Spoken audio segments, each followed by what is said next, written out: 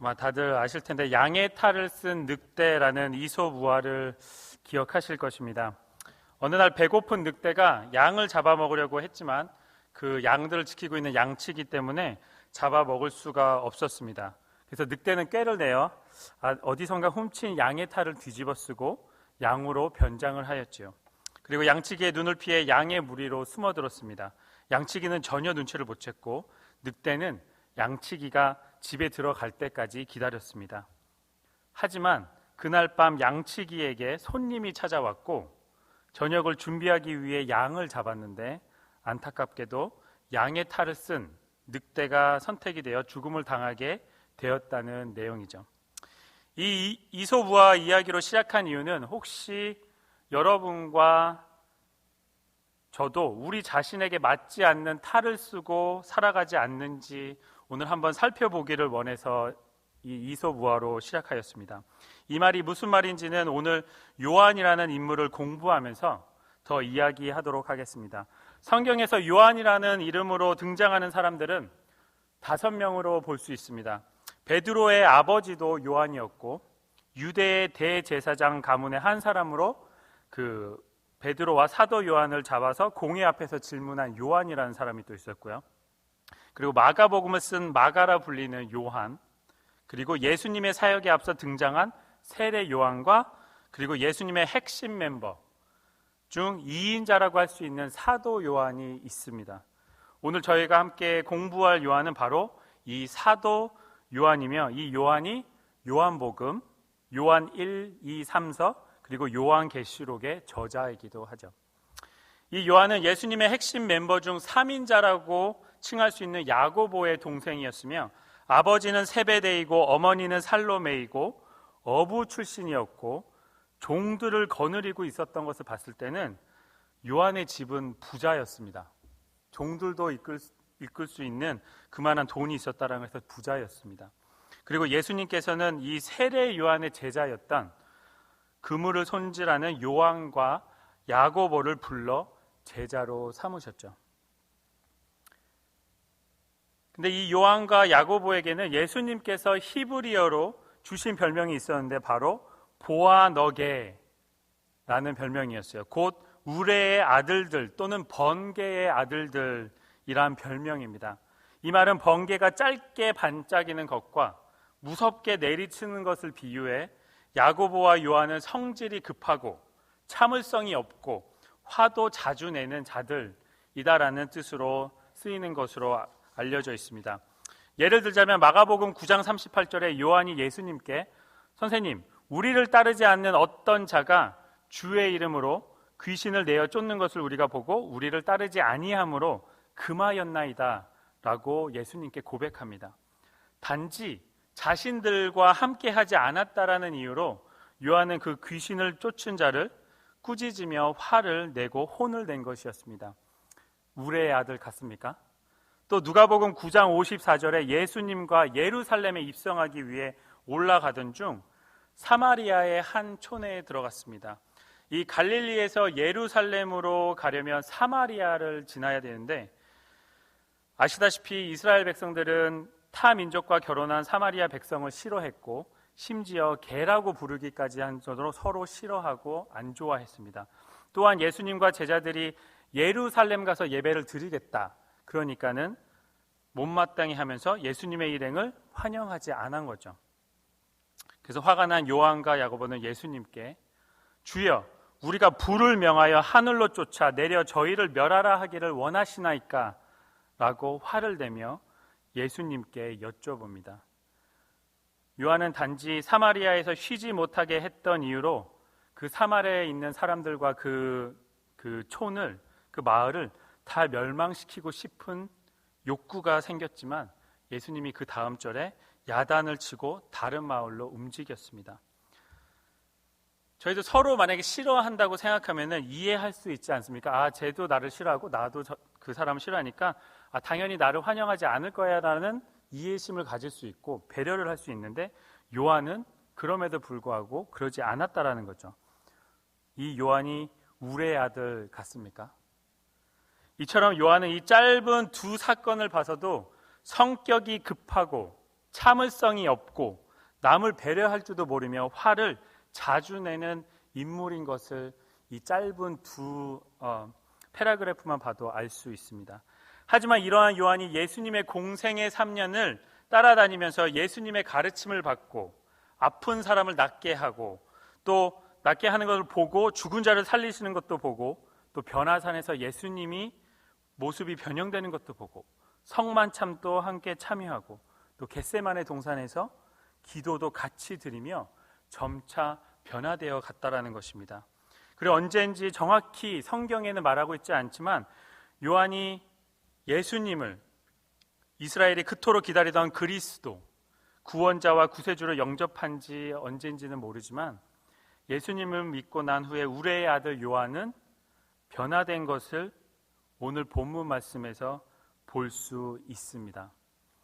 가룟 유다와 무리가 예수님을 잡고 공회 앞으로 가셨을 때 모든 제자, 심지어 여러분이 아시다시피 수제자인 베드로도 도망갔고 예수님을 부인했죠.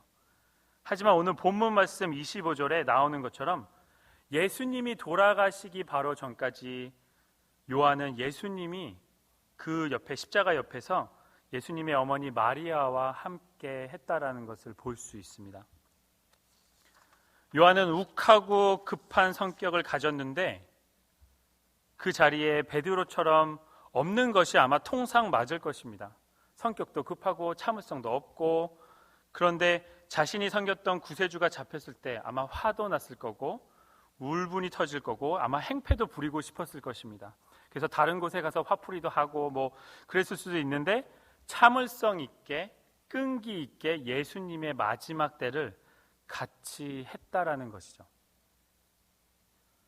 요 사건을 봤을 때 분명 요한은 뭔가가 조금 변화되었구나. 저렇게 성질이 급하고 성격이 급하고 화도 잘 내는 사람이 어떻게 저 상황에서 예수님과 끝까지 그 자리에 있었을까? 또한 26절 27절에서 예수님께서는 이 불같은 요한에게 당신의 어머니 마리아를 모시라고 말씀하십니다. 만일 예수님께서 요한이 변화되지 않았고 계속해서 불같은 성격을 가지고 있었다면 당신이 어머니를 선뜻 맡겼을까요? 만약에 여러분들이 돌아가시기 전에 여러분의 사랑하는 사람을 누군가에게 맡길 때 화도 잘 내고 성격도 급하고 그런 사람에게 사랑하는 사람을 맡기고 돌아가실 건가요? 최소한 저는 그러지 않을 것 같아요. 또한 남은 배려하고 이해심 없던 요한이 아무 말 없이 묵묵히 마리아를 집으로 모셨다는 것을 성경에서 말하고 있어요. 그래서 또 요 구절들을 봤을 때 정말 요한이 변한 것 같다라고 생각이 들었습니다. 그래서 저는 최근에 사복음서를 다시 읽으면서 그리고 이 요한을 공부하며 생각했습니다.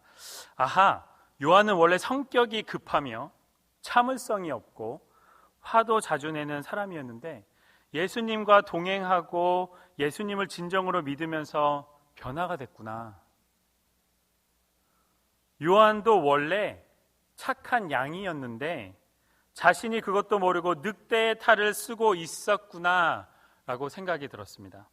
다시 말해 자신의 본 모습은 참을성 있고 온유하며 남을 배려하는 모습이었는데 예수님을 만나기 전에는 새까맣게 잃어버렸다가 예수님을 만나고 나서 다시 자신의 본 모습을 깨닫고 찾았다라는 것입니다. 그렇습니다. 예수님을 믿는 여러분과 저는 이제 늑대의 탈을 벗어버리셔야 합니다. 이솝 이야기에서는 나쁜 늑대가 착한 양의 탈을 썼지만 저희는 예수님을 만났는데도 불구하고 아직도 예전의 모습인 나쁜 늑대의 탈을 쓰고 살아갈 때가 너무나 많다라는 이야기입니다. 과연 어떤 모습이 여러분의 진짜 모습입니까? 화와 짜증을 쉽게 내며 남을 욕하고 정죄하며 남을 무시하고 압박하고 배려할 줄도 모르고 교만하며 사람을 가리며 거짓말을 하는 그러한 사람이 여러분이라고 생각하십니까? 예수님을 진정으로 만나셨고 믿으신다면, 그리고 성령님이 여러분과 제 안에 내주하신다면 이제 더 이상 저희는 방금 말씀드린 모습이 우리에게 보일 때 남을 욕하고 화를 내고 신경질을 내고 그런 모습이 보일 때 나는 어쩔 수 없어.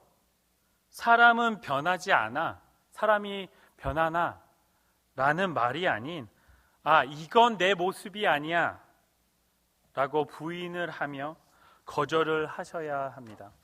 늑대의 탈을 버리셔야 합니다. 예수님을 만난 저희는 이제 양이지 더 이상 늑대가 아닙니다.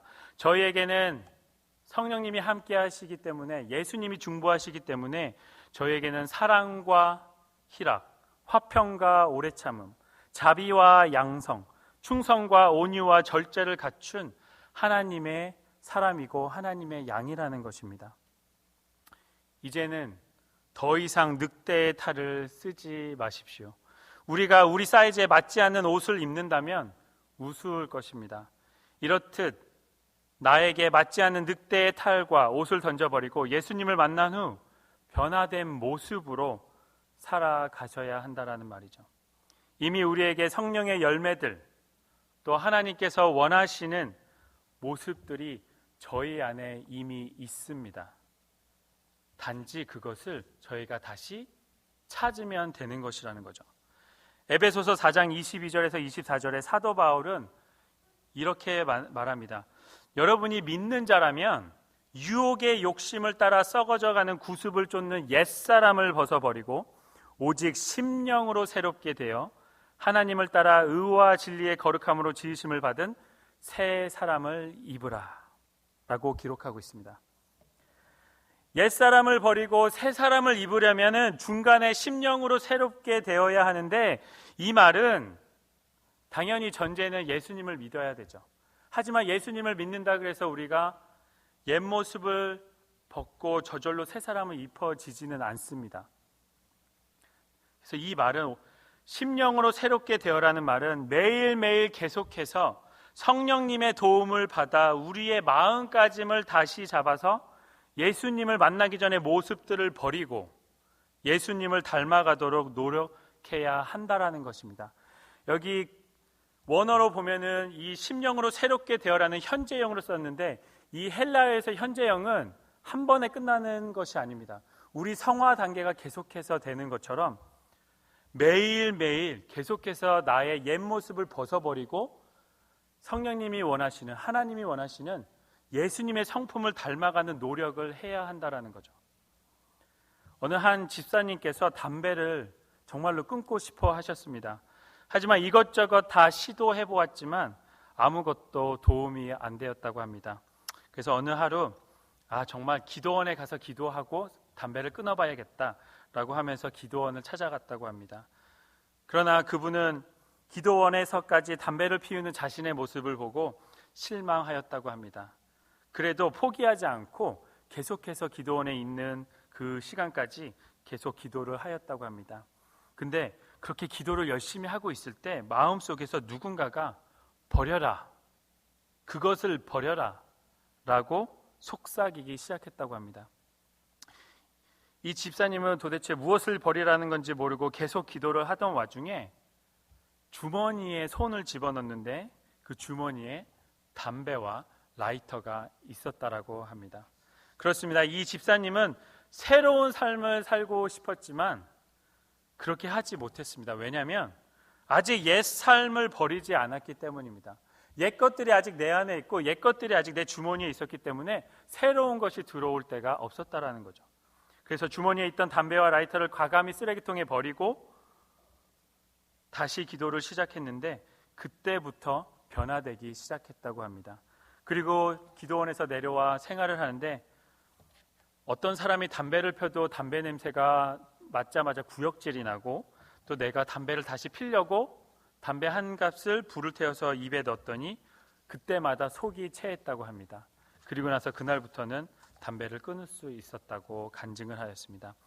사랑하는 성도님들, 옛사람이 우리 삶에 찾아올 때 우리는 가감히 버려야 하고 찾아올 때마다 No thank you 라고 해야 합니다. 화가 나고 신경질이 나도, 남을 욕을 하고 싶어도 이건 내 모습이 아니야, 화가 잠시 날 수 있습니다. 말이 헛되게 나올 수 있지만 그때마다 이건 내 모습이 아닌데, 이건 나의 옛 모습인데, 나는 예수님을 만난 양인데 내가 늑대의 탈을 다시 쓰려고 하는구나 라고 말하면서 우리의 오래된 모습을 버려야 하고, 대신 잃어버렸던 저희의 원래 모습, 바로 예수님의 성품을 계속해서 입고 찾아서 저희에게 쓰여야 한다라는 것입니다. 하지만 우리가 늑대의 탈을 벗고 나 자신을 찾는 것 또는 예수님을 닮아가는 것으로 끝이 나면 안 됩니다.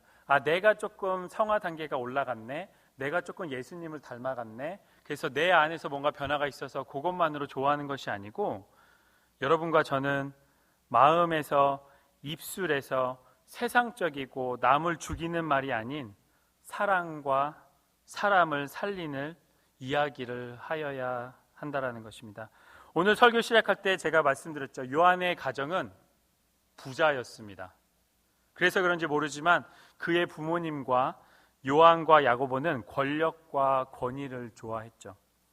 그리고 요한복음 18장 15절에서 요한이 대제사장과도 잘 알았다. 그래서 그 뜰에, 공회의 그 뜰에 들어갈 수 있었다라고 나오는데, 그만큼 권력과 또는 돈이 있었기 때문에 힘이 있었다라고 볼 수 있습니다.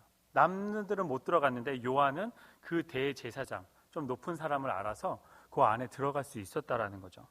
또 마가복음 10장 36절에 요한과 야고보는 예수님께 여짜오되 주의 영광 중에서 우리를 하나는 주의 우편에 하나는 좌편에 앉게 하여 주옵소서라고 예수님께 요청을 합니다. 왜냐하면 요한과 야고보, 또 요한의 가족들은 예수님께서는 군사적으로 또는 정치적인 왕으로 잘못 이해했기 때문입니다. 이 당시에 다들 아시다시피 메시아상이 크게 두 개로 나누는데, 하나는 정말로 성경적인 고난을 받고 십자가에 돌아가시는 그 메시아상, 그래서 우리를 영혼적으로 구원하시는 메시아상, 물론 그 이후에도 육체적으로 낫게도 하시고 하실 수 있죠. 하지만 또 다른 그 메시아상이 뭐였냐면 로마에서 구원해줄 왕, 정치적인 왕, 아니면 군대, 밀러터리에서 왕을 그렇게 생각한 그 메시아상으로 나눴습니다. 그래서 요한과 야고보도 그러한 메시아상을 갖고 있었다라는 거죠. 이렇듯 요한은 세상적인 부와 권력과 권위를 말하고 강조하고 좋아했습니다. 하지만 예수님을 진정 만난 요한은 달라졌습니다. 그게 바로 달라졌을 수도 있고 10년이 지나고 20년이 지나고 깨달았을 수도 있었지만, 그거는 성경에 나오진 않지만 확실하게 알 수 있는 것은 예수님께서 자신을 너무나 사랑하시는 것을 깨닫고 그 사랑을 이야기하기 시작했다라는 것입니다. 오늘 본문 말씀 26절에 예수님께서 그 모친과 사랑하시는 제자가 곁에 섰는 것을 보시고 라고 말을 하고 있습니다. 그뿐 아니라 요한복음 13장 23절, 20장 2절, 21장 7절, 21장 20절 총 5군데를 통해서 자기 요한을 예수님이 사랑하시는 제자라고 자신을 그렇게 묘사하고 있습니다. 창세기부터 요한계시록까지 어느 저자도 자신을 예수님의 또는 하나님이 사랑하는 제자라고 기록한 저자는 아무도 없습니다. 이 요한밖에는. 그리고 어느 누가 그냥 그걸 쓸 때도 그냥 요한이라고 쓰지, 예수님이 사랑하시는 제자라고 이렇게 강조하면서 쓰겠습니까? 우리가 평소에도 말을 할 때 우리 어머니가 나를 너무나 사랑하시는 아들, 이렇게 말하는 분은 거의 없잖아요. 누구 아들, 누구 엄마, 누구 아빠, 이렇게 얘기하는데, 요한은 굳이 사랑하시는 제자, 예수님이 사랑하시는 제자, 그게 바로 나야 라고 강조하고 있었다라는 거죠. 그뿐만 아니라 요한은 사랑의 저자라는 별명이 붙여질도록 자신이 쓴 요한복음, 요한 1, 2, 3서, 그리고 요한계시록에 계속해서 사랑을 말하고 또 말하고 또 말하고 또 말했습니다. 제가 그래서 신약 성경에서 love, 사랑이란 단어, 또 사랑했다라는 단어를, 그런 단어가 쓰인 구절들을 다 찾아보았습니다. 제가 일일이 세진 않았고요.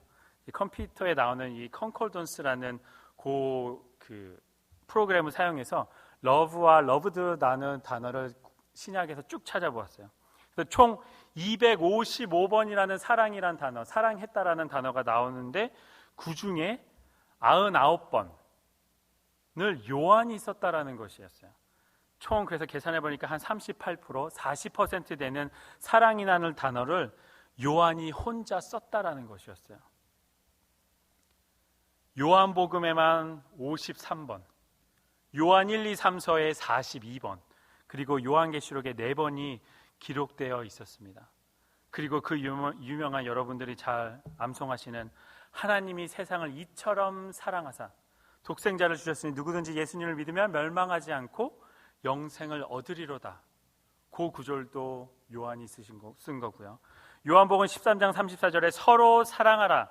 내가 너희를 사랑한 것 같이 너희도 사랑하라. 이것도 요한이 쓴 거고, 또 요한일서 4장 7절에서 8절에 사랑하는 자들아 우리가 서로 사랑하자. 사랑은 하나님께 속한 것이니 사랑하는 자마다 하나님께로 나서 하나님을 알고 사랑하지 아니하는 자는 하나님을 알지 못하니 이는 하나님은 사랑이심이라. 이것도 요한이 썼다라는 거죠. 정말 많은 사랑을 이야기하고 강조하고 또한 세상적인 이야기가 아닌 영생에 관련돼서도 요한복음과 요한 1, 2, 3서에는 많이 나오죠. 이렇게 요한이 사랑, 사랑, 사랑을 이야기하니 요한이 이제는 어떤 사람 같아 보이십니까? 전에 보았던 화를 내고 신경질 내고 참을성도 없고 끈기 없는 그런 요한일 것 같습니까? 아니면 사랑도 많이 받고 사랑도 할 줄 알고 사랑도 많을 것 같은 그러한 제자 같습니까?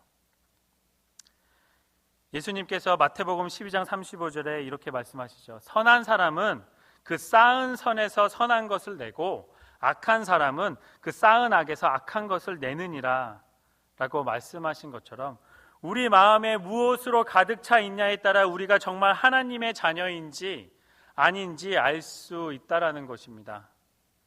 어떤 사람이 삶에 무엇에 관심을 두고 있는지 알려면 크레딧 카드 명세서만 한 달치 뽑아보면 알 수 있다고 합니다. 어떤 사람은 자전거에 많은 돈을 쓰고, 어떤 사람은 아마존에서 많은 걸 오더하고, 어떤 사람은 골프채, 골프 장갑, 골프 볼 이런 것만 사고, 어떤 사람은 옷만 사고, 이런 것처럼 크레딧 카드 명세서를 보면은 이 사람이 뭘 좋아하고 무엇을 삶에서 즐기는지 알 수 있다라는 거죠. 그렇다면 여러분과 저의 말, 언어에 관한 명세서를 뽑는다면 우리의 관심은 사람을 살리고 희망을 주고 사랑을 주는 말입니까? 아님 돈과 금과 은, 아님 다른 사람을 죽이고 기죽이는 말입니까? 어느 쪽이 예수님을 믿는 여러분과 저, 그러한 제자로서 어떠한 말이 마땅히 할 말이라고 생각하십니까? 말씀을 맺겠습니다. 아담과 하와가 죄를 짓기 전에 우리 안에는 선한 것들만 있었습니다.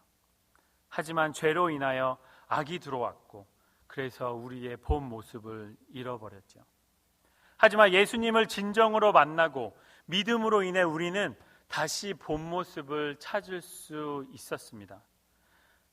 비록 죄가 들어오기 전처럼 완벽하진 않지만, 그리고 예수님을 만나기 전 또는 예수님이 재림하기 전까지 완벽하진 않을 거지만 우리는 매일같이 성령님의 도움을 얻어 옛사람과 늑대의 탈을 벗고 예수님의 성품을 닮아가고 우리의 입술로 사랑과 영생과 사람을 살리는 말을 해나가야 합니다.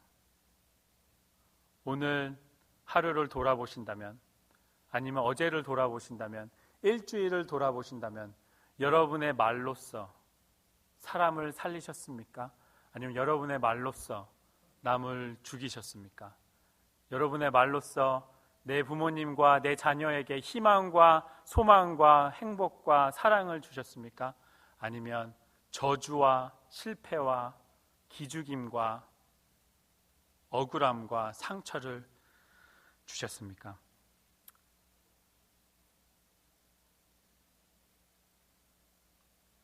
우리가 정말로 사랑과 영생과 사람을 살리는 말을 못했을 수도 있지만 지금부터라도 계속해서 사람을 살리는 말과 요한처럼 사랑과 영생을 얘기하면서 그렇게 인해서 우리가 있는 자리자리마다 가정과 직장과 교회와 또 어떠한 모임이든 간에 누구와 통화를 하던 간에 그 자리자리마다 천국의 맛을 보여주는 하나님의 귀한 자녀로 쓰임 받으시길 주님의 이름으로 축원합니다.